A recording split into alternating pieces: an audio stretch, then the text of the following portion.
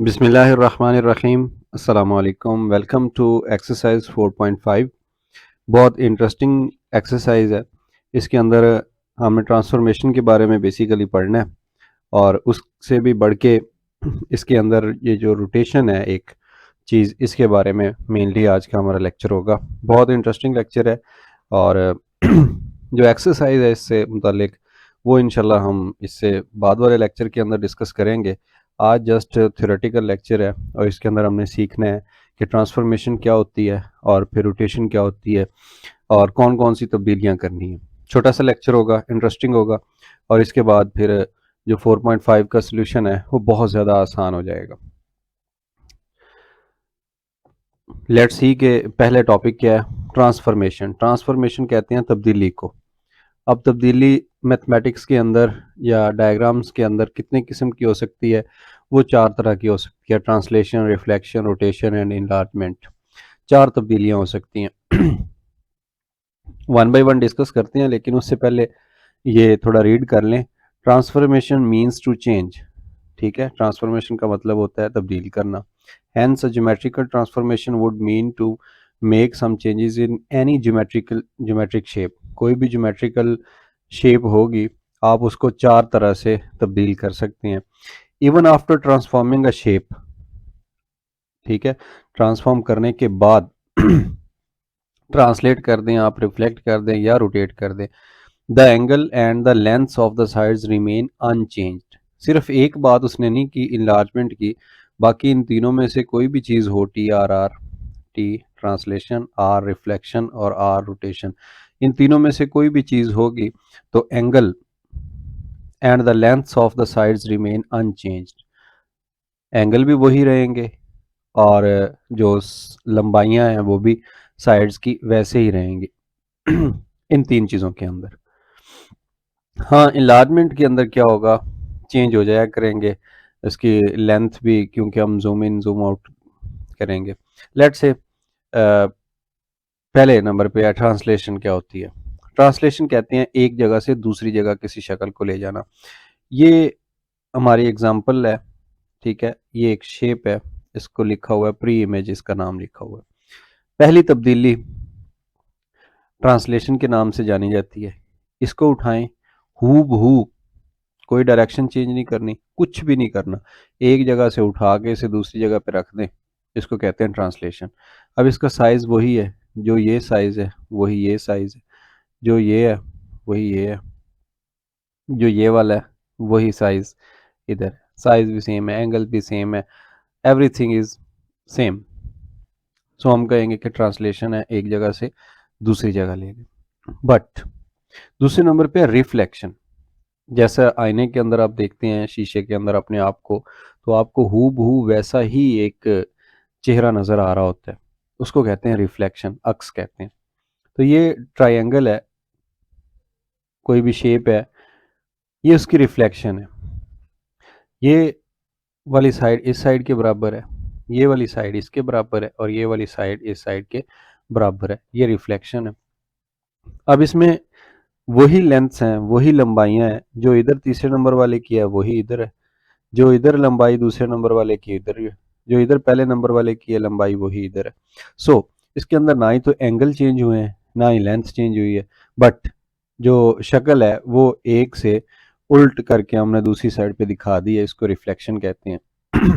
अब इसका जो ज्योमेट्रिकल होगा ना कोऑर्डिनेट के हिसाब से, वो हम इसके बाद वाली स्लाइड में पढ़ते हैं, फिर आपको मज़ीद इसके बारे में पता चल जाएगा। बट तीसरे नंबर पे जो मेन हमारा आज का टॉपिक है, जिसके बारे में हमने सीखना है और फिर 4.5 के क्वेश्चंस को सॉल्व करना है, वो होगी rotation. What is rotation? Rotation होती है किसी एक एक्सिस के गिर्द दूसरी चीज को घुमाना, रोटेट करना, घुमा देना। ये इमेज था, आपने क्या किया, इस इमेज को इस इमेज के अंदर कन्वर्ट कर दिया। हुआ क्या कि ये जो नीचे वाली साइड थी ये ऊपर आ गई, ठीक है, तीसरे नंबर वाली। ये जो दूसरे नंबर वाली थी ये पर इस साइड पे आ गई, जो पहले नंबर वाली थी ये घूम के इधर आ गई। आपने क्या किया, इसके कान से पकड़ा, ऐसे इसे घुमा के इधर ले आए, इसको कहते हैं रोटेट करना। अब रोटेशन आप इस तरह से भी कर सकते हैं और दूसरी साइड पे इधर भी हो सकती थी।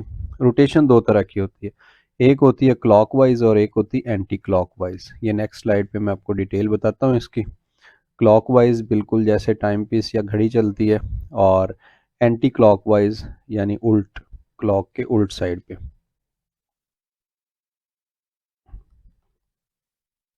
ये दो चीज़ें हमने पढ़नी है आज मेनली। और फिर कैसे हम कन्वर्ट कर सकते हैं किसी एक शेप को क्लॉकवाइज और एंटी क्लॉकवाइज कैसे रोटेट कर सकते हैं, ये हमने पढ़ना मेनली। और आखिर में है जी ट्रांसफॉर्मेशन की आखिरी किस्म, जिसको इनलार्जमेंट कहते हैं। इसको आप मोबाइल फ़ोन के ज़ुबान में आप कहते हैं जूम इन करना या जूम आउट करना, किसी फ़ोटो को छोटा करना या बड़ा करना।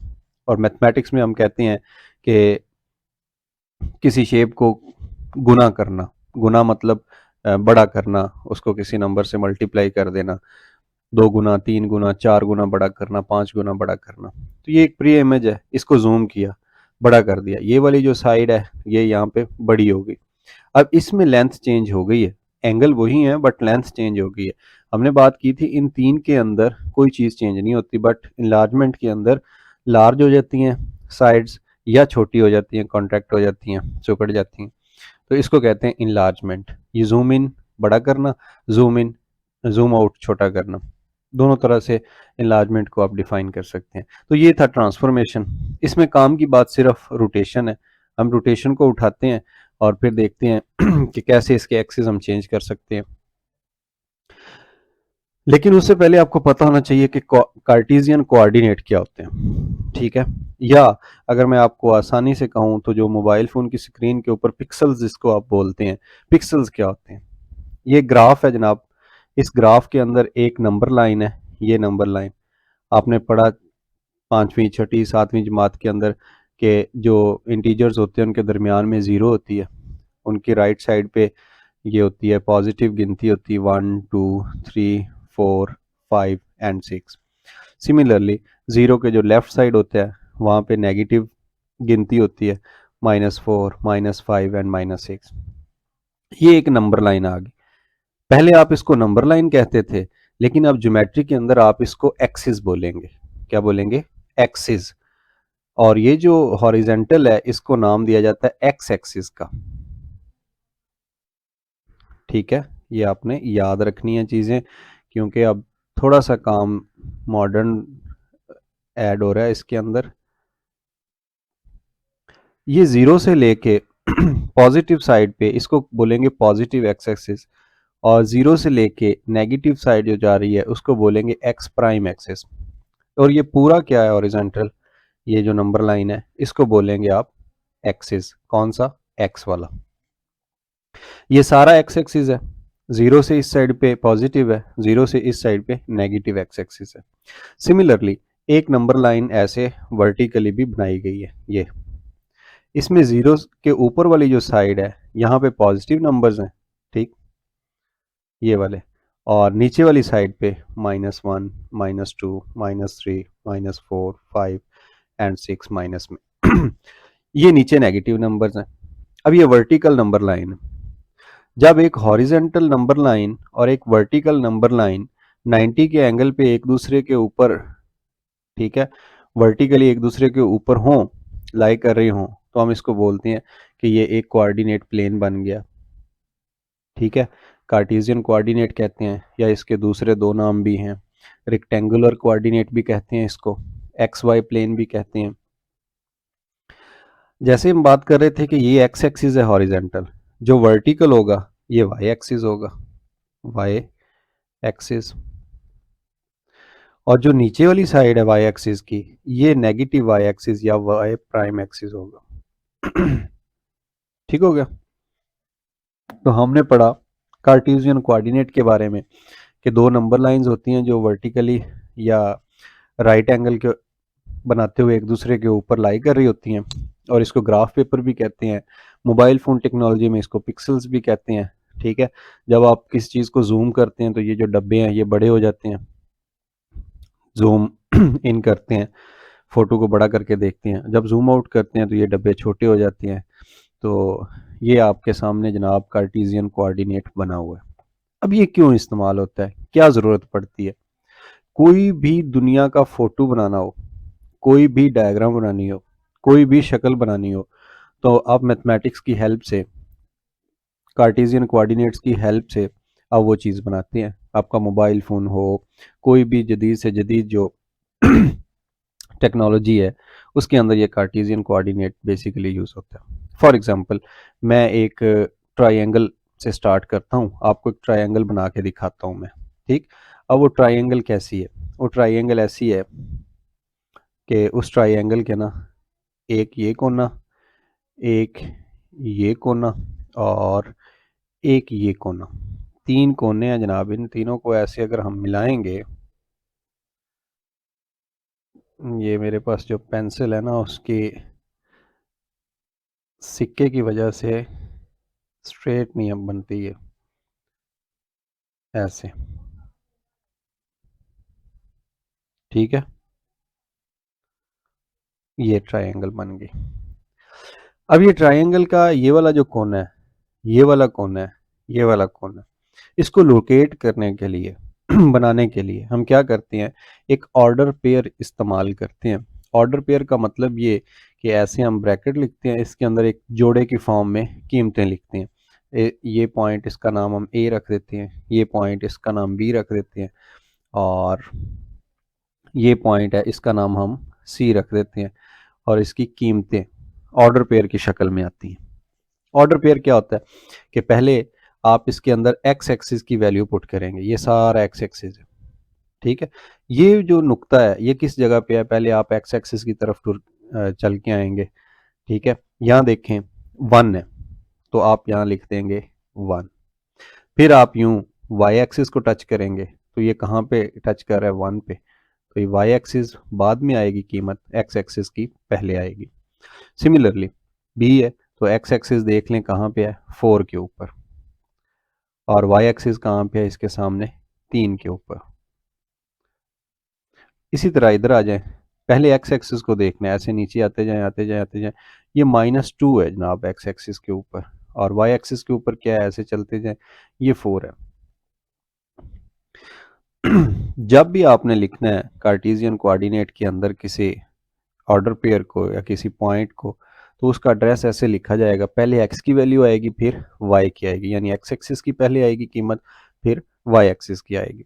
तो ये 3 पॉइंट्स थे, इन पॉइंट्स को आपस में मिलाया तो आपको एक मिल गई जनाब शक्ल, कौन सी, ट्रायंगल। सिमिलरली अगर आप रेक्टेंगल बनाना चाहते हैं, एक पॉइंट ये है, एक पॉइंट ये है, और एक पॉइंट ये है, फिर एक पॉइंट ये है, इन 4 पॉइंट्स को आप ऐसे मिलाएंगे, ऐसे, और आपको एक ज्योमेट्रिक शेप मिलेगी जिसको कि आप रेक्टेंगल का नाम देंगे। ठीक है, अगर मेरे पास स्केल होता ना, तो ये बिल्कुल स्ट्रेट बनने थे, ऐसे। अब ये इस रेक्टेंगल के, इसी तरह आप कोई भी शक्ल बना सकते हैं दुनिया की। अब इस को आपने बताना है कि ये ए पॉइंट है, ठीक, ये बी पॉइंट है, और ये सी पॉइंट है, ये डी पॉइंट है, ए बी, डी सी कह लें या सी डी कह लें, कोई बात। अब आपने इसके अंदर ऑर्डर पेयर की फॉर्म में वैल्यूज पुट करनी। इस ए का एड्रेस क्या बनेगा, इस ए के ऊपर एक्स एक्सिस तक पहुंचे -4, फिर इसी ए के ऊपर वाई एक्सिस को जाकर टच करें -1, ये इसका ए की वैल्यू होगी। फिर बी की आ जाए, सबसे पहले एक्स एक्सिस को जाकर टच करें 3, फिर वाई एक्सिस को जाकर टच करें -2। सिमिलरली सी है, पहले एक्स एक्सिस पे जाएं, ऐसे इसके सामने ये -5 तक पहुंचेगा, फिर ऐसे वाई एक्सिस पे आए तो ये -4 तक आएगा। फिर इधर आ जाइए डी, अब पहले एक्स एक्सिस की तरफ जाना है हमने ऐसे, तो ये +2 है, फिर ऐसे वाई एक्सिस की तरफ जाना है तो ये -6 है। तो ये 4 पॉइंट ए बी डी और सी ये आ गए हैं, इनको मिलाया आपस में तो ये एक रेक्टेंगल की शक्ल बन गई। ये मैंने सिर्फ आपको 2 एग्जांपल दी हैं, 3 कोनों वाली, 4 कोनों वाली शक्ल की। आप इस तरह की बेशुमार शक्लें इसके ऊपर बना सकते हैं कार्टेशियन कोऑर्डिनेट के ऊपर। ठीक हो गया, तो ये होता है कार्टेशियन कोऑर्डिनेट का काम कि आप इसके ऊपर डायग्राम्स बनाते हैं, नक्शे बनाते हैं, और मोबाइल फ़ोन के अंदर देखें तो फ़ोटोग्राफी होती है। जिस मोबाइल फ़ोन के पिक्सल ज़्यादा होंगे, यानी ये डब्बे जितने छोटे होंगे, उसका रिज़ल्ट फ़ोटोग्राफी का उतना ही अच्छा होगा, वीडियोग्राफी वगैरह का। सो हमारा इसे क्या लेना देना है? बहुत ही अहम क्वेश्चन है, बहुत अहम क्वेश्चन है। अगर आपको कार्टेशियन कोऑर्डिनेट का पता है, इसके अंदर पॉइंट्स को लोकेट करने का पता है, आपको पता है कि कौन सा पॉइंट किस जगह पे है। मिसाल के तौर पे मैं यहाँ पे एक लिखता हूँ, -10 लिखता हूँ, फिर उसके साथ मैं लिख देता हूँ 7। तो अब आप ढूंढें कि ये सारा कार्टेशियन कोऑर्डिनेट है। अच्छा सॉरी, मेरे पास वैल्यूज़ 6 तक हैं सिर्फ, तो मैं -5 लिख देता हूँ और इधर मैं लिख देता हूँ +3 लिख देता हूँ। अब आपको मैं कहता हूँ कि लोकेट करें कि ये वाला पॉइंट किस जगह पे है। मैं कलर थोड़ा सा चेंज कर लूँ ताकि फ़र्क रहे। -5 पहला जो होता है ये एक्स एक्सिस होता है, दूसरा वाई एक्सिस होता है। तो आप 0 से -5 है, ये इस साइड पे चलते हैं, ये -5 आ गया, ठीक है। ये आ गया। फिर उसके बाद है +3, वाई एक्सिस है, तो ये वाई एक्सिस होता है, प्लस ऊपर वाली साइड पे होते हैं। तो यूं चलें, इसकी तरफ आपने आना है, ऐसे सीधे रास्ते के ऊपर ऐसे। जहां आप इधर से ऐसे आए, इस जगह पे पहुंच गए, और नीचे आप इधर से ऐसे इस जगह पे पहुंच गए। ये वाला वो मुकाम है जो -5 को और +3 को मिला रहा है, -5 को और +3 को मिला रहा है। तो इस पॉइंट की बात हो रही थी।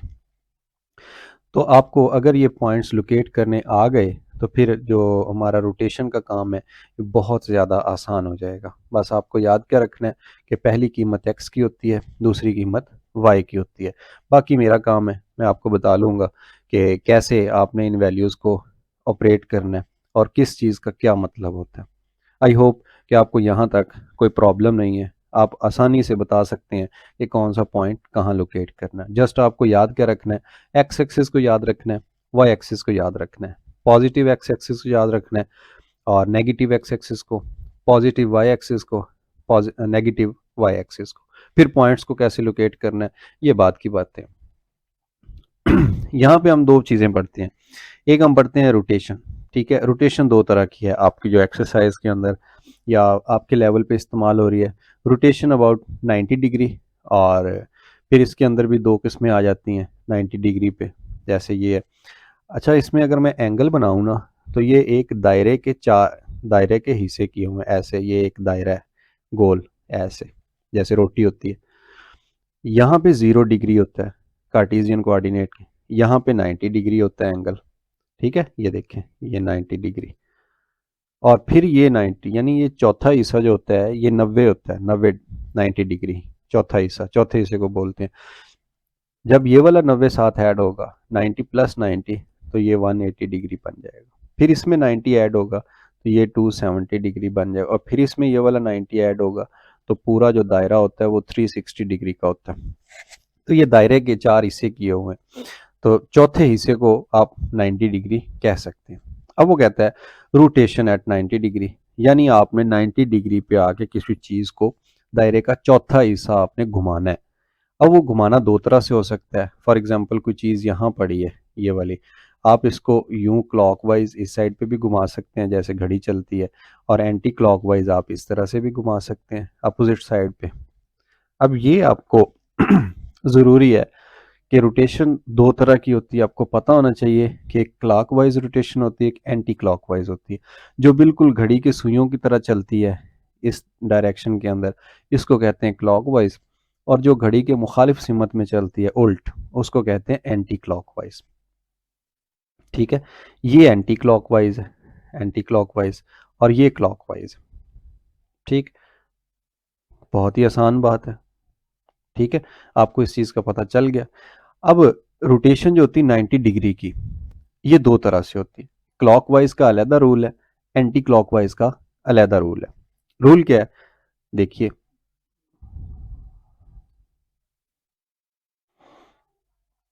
जब क्लॉकवाइज होना तो आपने क्या करना है, ये आपको पहले x दिया गया होगा, दूसरे नंबर पे पेयर के अंदर y की वैल्यू दी गई होगी। नहीं दी गई होगी तो आप इन वैल्यूज़ को इस्तेमाल करते हुए, मिसाल के तौर पे ये पॉइंट है और एक ये पॉइंट है, अब आपको इनका एड्रेस नहीं दिया गया, आपको नहीं पता कि ये कौन कौन से पॉइंट है, तो आप इनको लोकेट कर सकते हैं। कैसे लोकेट कर सकते हैं? पहले आपने एक्स एक्सिस पे देखना है इसकी कीमत कितनी है, -3 है, तो ये लिख दें, फिर कॉमा लगाएं। फिर आपने यहाँ से चलना है वाई एक्सिस की तरफ, कौन है, +3 है, तो जनाब ये इसका एड्रेस या इसकी वैल्यू में पता चल गई ऑर्डर पेयर की फॉर्म में। अब आते हैं इस पॉइंट के ऊपर, पहले एक्स एक्सिस की तरफ जाना है, -5 है, और फिर जाना है आपने वाई एक्सिस की तरफ, यूं जाएं तो -3 है। सो अगर पॉइंट ना दिए गए हो तो इस तरीके से हम फाइंड कर सकते हैं, और अगर दिए गए हो तो फिर हम उनको लोकेट कर सकते हैं, जाके ढूंढ के उनकी जगह पे हम हाईलाइट कर दें। ये एक्स है और ये वाई है, ये पहली एक्स की कीमत है, दूसरी वाई की कीमत है। करना आपको क्या है, जब आपको कहा गया हो कि क्लॉक वाइज चेंज करें, तो आप क्या करेंगे, x की जगह पे y ले आएंगे, y की जगह पे x ले आएंगे। मिसाल के तौर पे मैं लिखता हूँ 5 और 3, ठीक है। इसको आपने 90 डिग्री पे आपने इसको चेंज करना है, तो ये 3 पहले आ जाएगा, सॉरी ये इस तरह से 3 पहले आ जाएगा, 5 बाद में आ जाएगा। इस चीज़ का ये मतलब है, यानी पहले वाले को बाद में लिख दें, बाद वाले को पहले लिख दें। क्लॉकवाइज होगा तो दूसरी रकम का निशान चेंज हो जाएगा, एंटी क्लॉकवाइज होगा तो ये देखिए x की जगह पे y आ गया और y की जगह पे x आ गया। ये आप याद रखने के लिए यूं याद रख लें, एंटी ए बी सी में a पहले आता है तो पहली रकम का निशान चेंज होगा, c बाद में आता है, ठीक है, तो बाद वाली रकम का निशान चेंज होगा। और ये जो x है इसने y में यानी पहली दूसरी में, दूसरी पहली में, दोनों केसेस के अंदर चेंज होगी ही होगी, जो मैंने चेंज करके आपको दिखा दी है कि 5 की जगह पे 3 आ गया और 3 की जगह पे 5 आ गया, यानी ये ऐसे क्रॉस चेंज हो जाते हैं इस तरह से।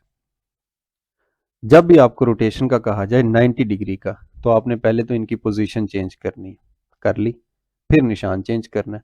अगर एंटी की बात की है तो पहली जो रकम चेंज की हुई है उसका निशान चेंज करना है, और अगर अकेला क्लॉकवाइज है तो फिर दूसरी रकम का निशान चेंज करना है। ये क्लॉकवाइज है। और इसी को अगर मैं कहूं कि एंटी क्लॉकवाइज चेंज करो आप, एंटी,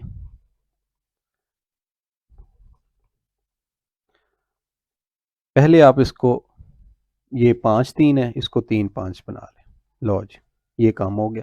फिर उसके बाद दूसरा काम आपने करना है, ए का मतलब ए पहले आता है तो पहली रकम का निशान चेंज कर दें, यहाँ +3 था यहाँ -3 कर दें, तो बस ये काम हो गया। इतनी सी बात है सारी। अगर आपको ये पता चल गया है 90 डिग्री के लिए क्या करना पड़ता है, दो काम करने पड़ते हैं, एक तो इनकी पोजीशन चेंज करनी है ऐसे, ठीक है, दूसरा निशान चेंज करना है। पोजीशन का मैंने आपको बता दिया कि एक्स की जगह पे वाई और वाई की जगह पे एक्स, और निशान क्या है, एंटी के अंदर ए की वजह से पहली रकम का निशान चेंज करना है और क्लॉकवाइज में दूसरी रकम का चेंज करना है। तो ये इसे कहते हैं रोटेशन 90 डिग्री की। इसको अप्लाई कैसे करना है, तो उसके लिए आपको इसके बाद वाला लेक्चर लाजमी देखना है, क्योंकि क्वेश्चन नंबर 2 3 4 5 6 7 ऑनवर्ड जितने भी क्वेश्चंस हैं वो सारे इसकी प्रैक्टिकल एप्लीकेशन है।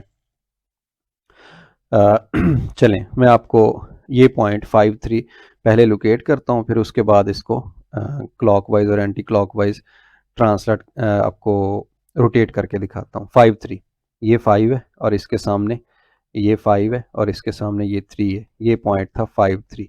आपने इसको दोनों तरह से रोटेट करना है, क्लॉकवाइज भी और एंटी क्लॉकवाइज भी। जब क्लॉकवाइज किया तो ये 3 -5 में चेंज हो गया, ठीक है। 3 कहाँ पे है, 1 2 3 ये, और 5 नेगेटिव है, ठीक है, ये नेगेटिव है, तो नेगेटिव के लिए हम नीचे जाएंगे ऐसे 3 से, -2 -3 -4 और -5। ये देखिए पहले ये था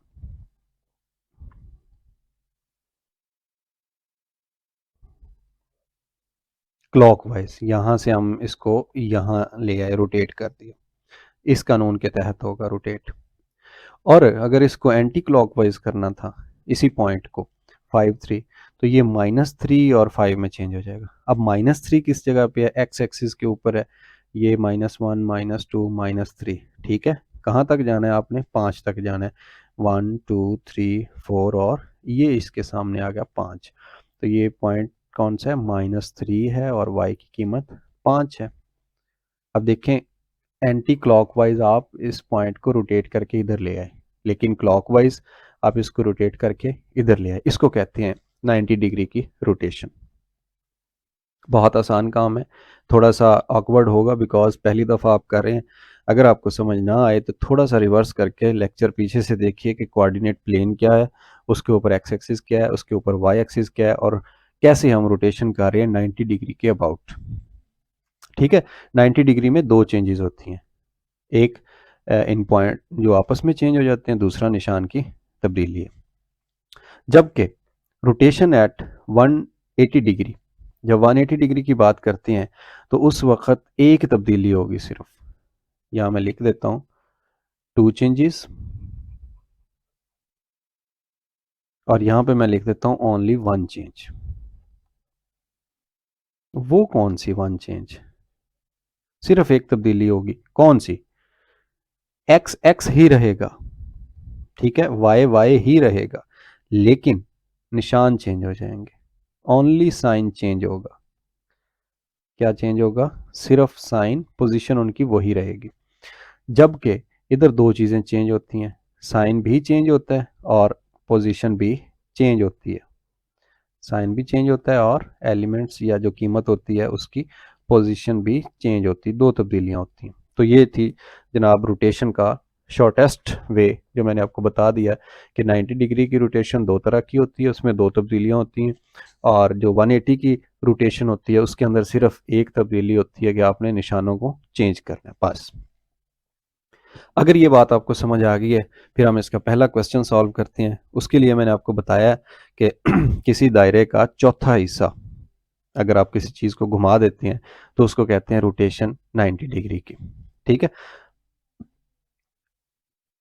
ये क्वेश्चन है जनाब 4.5 एक्सरसाइज का पहला। इसमें लिखा है rotate the shape shown by 90 degree clockwise.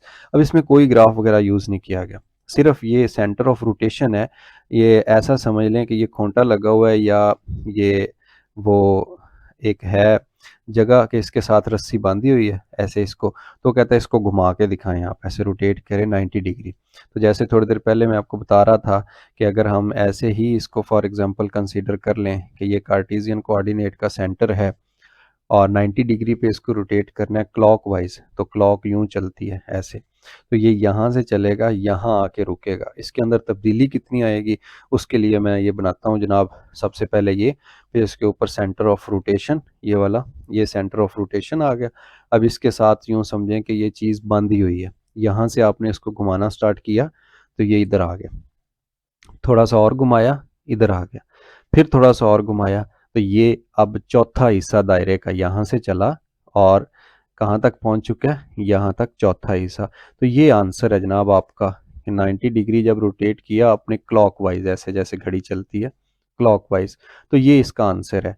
आप इस तरह से शेप बना सकते हैं इसकी कि भाई ये इसकी जो आंसर है 7 जैसे होता है। बट मैं आपको थोड़ी सी रोटेशन मज़ीद दिखाता हूँ कि आप 90 डिग्री से बढ़ा के अगर आप इसको करें मज़ीद, तो ये देखें यहाँ था ऊपर इस जगह पे, यहाँ से इसके अपोजिट डायरेक्शन बन गई, इधर इसका मुंह इस साइड पे था, अब इसका मुंह इस साइड पे है, ये ऐसे नीचे की तरफ था, अब ये ऊपर की तरफ होगा। तो 180 का मतलब होता है उल्ट कर देना, ठीक है, 90 का मतलब है टिल्ट कर देना, टेढ़ा।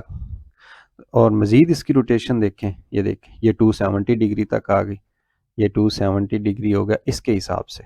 यहाँ पे 0 डिग्री था ना, चलते चलते यहाँ पे एक उसने चौथा हिस्सा कवर किया तो 90 डिग्री आ गया, फिर 90 यहाँ तक पहुँचा तो 180 आ गया, फिर यहाँ से 270 और दोबारा जब उसी पोजीशन पे पहुँचेगा तो इसको हम बोलेंगे 360 डिग्री तक हमने इसको रोटेट कर दिया, घुमा दिया। अब मैं दोबारा थोड़ा सा स्पीड के साथ आपको दिखाता हूँ।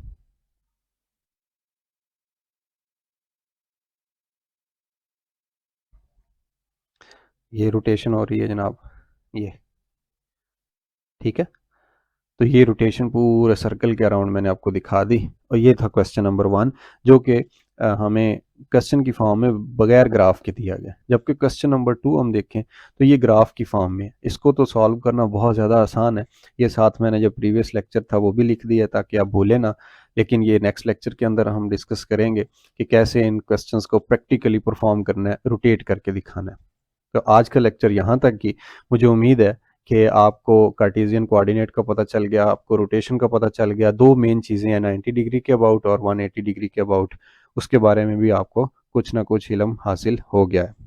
अगर फिर भी आपको मुश्किल लग रहा हो तो 2 से 3 दफ़ा इस लेक्चर को रिवाइज करके देखें। मुझे बहुत ज़्यादा उम्मीद है कि आपको ये लेक्चर समझ आ जाएगा। फिर भी कोई प्रॉब्लम हो तो आप मुझे व्हाट्सएप पे या यूट्यूब के कमेंट सेक्शन में आप मुझसे पूछ सकते हैं। और अपने दोस्तों के साथ लाजमी वीडियो को शेयर कीजिए, लाइक कीजिए, कमेंट कीजिए, चैनल को सब्सक्राइब कीजिए और दूसरों से भी करवाइए।